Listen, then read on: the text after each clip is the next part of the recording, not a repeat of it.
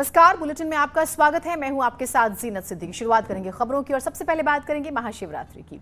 आज महाशिवरात्रि का महापर्व है। पूरे देश में शिवरात्रि की धूम है।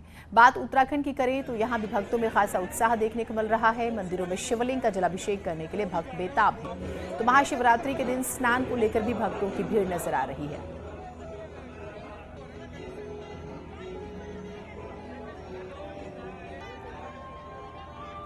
दो तस्वीरें आपको दिखा रहे हैं महाशिवरात्रि के दिन किस तरह से भक्त पहुंच रहे हैं। और आज तो केदारनाथ धाम के कपाट खुलने की तारीख जो है वो भी सामने आ जाएगी। लेकिन हाँ, महाशिवरात्रि का पर्व है और हर कोई अपने तरीके से कोशिश कर रहा है शिव की आराधना करने की, पूजा करने की, प्रसन्न करने की। तो तस्वीरें हम आपको लगातार दिखा रहे हैं। तस्वीरें आप देख सकते हैं टेलीविजन स्क्रीन पर अलग अलग मंदिरों से जहां भक्त जो है पहुंच रहे हैं।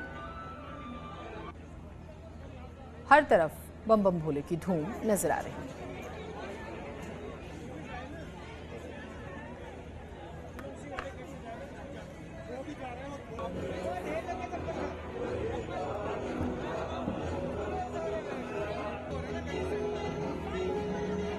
तो तस्वीरें हम आपको लगातार दिखा रहे हैं और पूजा की विधि भी आपको बता रहे हैं। आप कैसे पूजा कर सकते हैं, क्या आप भगवान शिव को चढ़ा सकते हैं। शिवलिंग में चंदन का लेप भी लगाएं और पंचामृत से शिवलिंग को स्नान भी कराएं। दीप और कपूर भी आप जला सकते हैं। बेलपत्र जो बहुत पसंद है शिव को, वो जरूर चढ़ाएं। महाशिवरात्रि के मौके पर सीएम धामी ने खटीमा के चक्रपुर शिवखंडी मंदिर में पूजा की है। भगवान शिव को चढ़ाया जल और बेलपत्र। इसके साथ ही चक्रपुर मेले का सीएम धामी ने उद्घाटन भी किया। तो ये तस्वीरें भी हम आपको दिखा रहे हैं। खटीमा से ये तस्वीर सामने आई, वो हम आपको दिखा रहे हैं।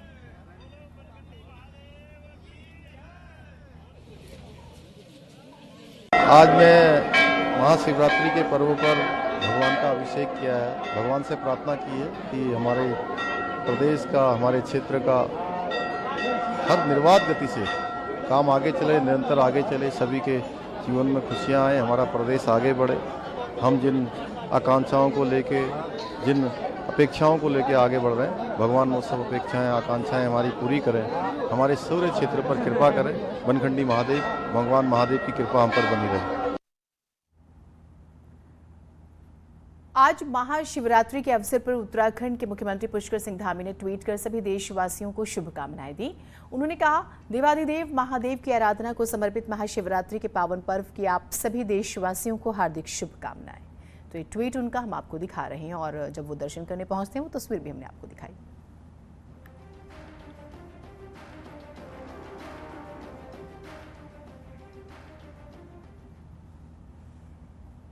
तो हर तरफ महाशिवरात्रि की धूम है। बात उत्तराखंड की करें तो यहाँ भी भक्तों में खासा उत्साह देखने को मिल रहा है।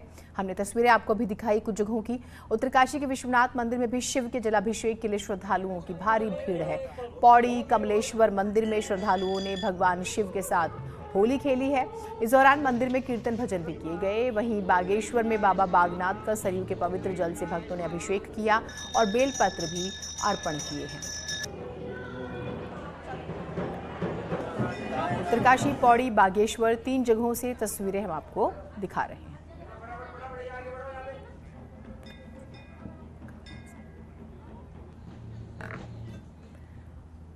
भारती सकलानी हमारे साथ हमारी सहयोगी जुड़ी हुई हैं, उनसे भी हम बात करेंगे और वो किस मंदिर में मौजूद हैं, अब क्या तस्वीरें हैं वो हम देखने की कोशिश करेंगे। भारती, सबसे पहले तो महाशिवरात्रि की बहुत सारी शुभकामनाएं और हम तस्वीरें अलग अलग उत्तराखंड के मंदिरों की दिखा भी रहे हैं। आप इस वक्त कहां पर मौजूद हैं, जरा दिखाइएगा और बात कीजिए लोगों से, कितने उत्साहित है, कैसे प्रसन्न कर रहे हैं वो भगवान शिव को।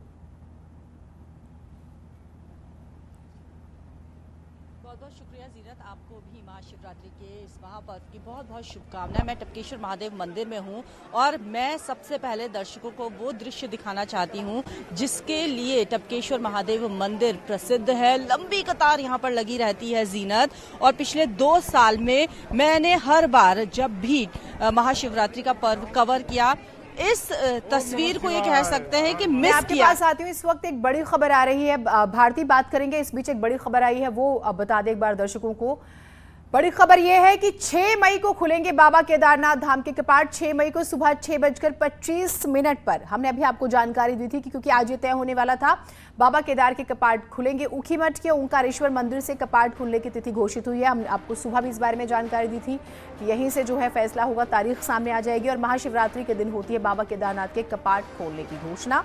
तो रावल भीमाशंकर लिंग की मौजूदगी में पंच पुरोहितों पंचांग गणना से ये तारीख निकाली गई है। तो शुभ दिन शुभ समय हम आपको बता रहे हैं। शैलेंद्र हमारे साथ, हमारे सहयोगी जुड़े हुए हैं। शैलेंद्र, इंतजार था जिस तारीख का वो सामने आ गई है, और क्या इस बारे में डिटेल जानकारी है हमारे दर्शकों को बताइएगा। जी बिल्कुल, मैं आपको बताना चाहूंगा कि 11वें ज्योतिर्लिंग बाबा केदारनाथ के कपाट 6 मई को जो है प्रातः 6:25 पर देशभक्त के भक्तों के लिए खोल दिए जाएंगे। इसके साथ ही ये भी अनाउंस हो चुका है कि जो डोली है बाबा की पंचमुखी डोली, वो 2 मई को केदारनाथ धाम के लिए रवाना होगी ऊखीमठ ओंकारेश्वर मंदिर से, और 3 मई को जो पंचमुखी डोली है वो फाटा में रुकेगी, 4 मई को गौरीकुंड में, और 5 मई को केदारनाथ धाम में वो डोली पहुंच जाएगी। और 6 मई को जो है 6:25 पर सुबह जो है बाबा केदार के कपाट जो है खुल जाएंगे। इसके साथ ही एक जानकारी और मैं आपको बताना चाहूंगा कि MT गंगाधर लिंग जो हैं इस बार केदारनाथ धाम के जो मुख्य पुजारी हैं वो जो है घोषित किए गए हैं। तो अब जो है भक्तों का जो है जो इंतजार है वो समाप्त हो रहा है, और धीरे धीरे जो है यात्रा की तैयारियां भी अब शुरू हो जाएंगी, क्योंकि कपाट खुलने की घोषणा हो चुकी है। ठीक, बहुत शुक्रिया आपका तमाम जानकारियों के लिए। तो भारतीय 6 मई की तारीख भी सामने आ गई है। 6:25 पर कपाट खुलेंगे। ये तो बाबा के भक्तों को एक और बड़ा तोहफा हो गया। आप अपनी बात भी पूरी कीजिएगा।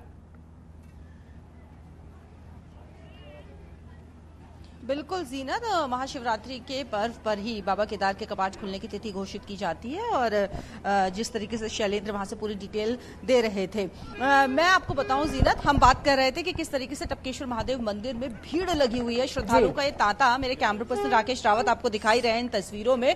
2 लंबी लाइनें लगी हुई है, और ये तकरीबन 5 से 6 किलोमीटर लंबी लाइन जो है जीनत यहाँ पर लगी हुई है। 1 घंटा अभी भी कई लोग ऐसे जिन्होंने यहाँ इंतजार कर लिया, और मुझे नहीं लगता कि 1-2 घंटे से पहले उनका नंबर अभी और आने वाला है, क्योंकि अंदर और ज्यादा लंबी कतारें यहाँ पर लगी हुई है। कुछ श्रद्धालुओं से भी बात करने की कोशिश जीनत हम कर लेते हैं यहाँ पर, जो आए हुए हैं दूर दूर से दर्शन करने के लिए बाबा के यहाँ पर।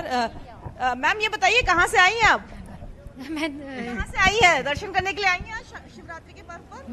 देहरादून से ही हूँ। देहरादून से कितने देर हो गई यहाँ खड़े खड़े? 1.5 घंटा। 1.5 घंटा हो गया, और मुझे लगता है अभी और लंबा हाँ जी हाँ जी। क्या कहना चाहेंगे आज महाशिवरात्रि के इस महापर्व पर? बहुत अच्छा लग रहा है, लेकिन धूप भी बहुत हो रही है ना, इसलिए थोड़ा सर भी दर्द हो रहा है।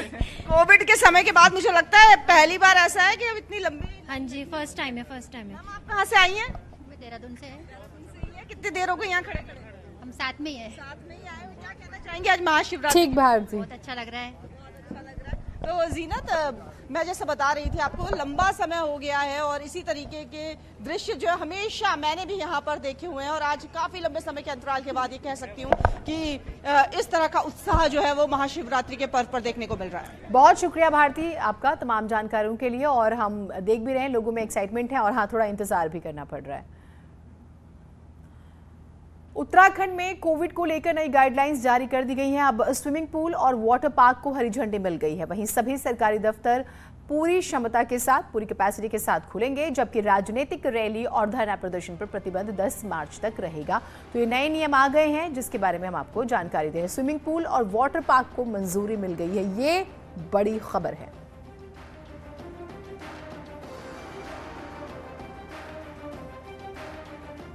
यूक्रेन से उत्तराखंड के छात्रों के लौटने का सिलसिला जारी है। कल हरिद्वार पहुंचे सीएम पुष्कर धामी ने कहा है कि जो छात्र अभी भी यूक्रेन में फंसे हुए हैं उन्हें जल्द भारत लाया जाएगा, और उत्तराखंड सरकार विदेश मंत्रालय से पूरी तरह से संपर्क बनाए हुए है।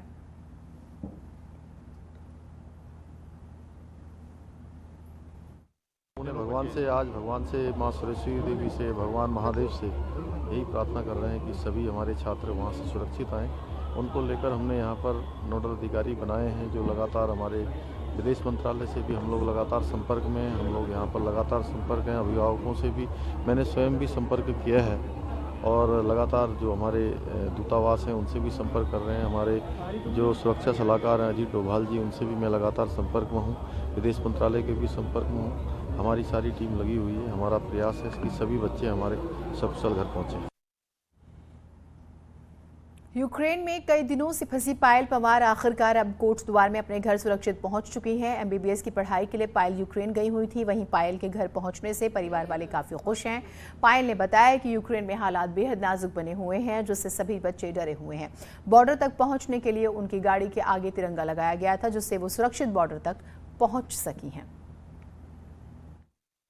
स्थिति वहाँ की बहुत ही ख़राब है। मैं वेस्टर्न यूक्रेन से आई हूँ, इवानो फ्रैंकोस से। तो वहाँ पे भी डर का माहौल था ही, तो हमको वहाँ से बॉर्डर तक खुद ही जाना पड़ा और उसके बाद फिर हम फ्लाइट वगैरह से इंडियन एम्बेसी की हेल्प से यहाँ पे आए हैं। एक छोटा सा ब्रेक ले रहे हैं, कहीं मत जाइएगा।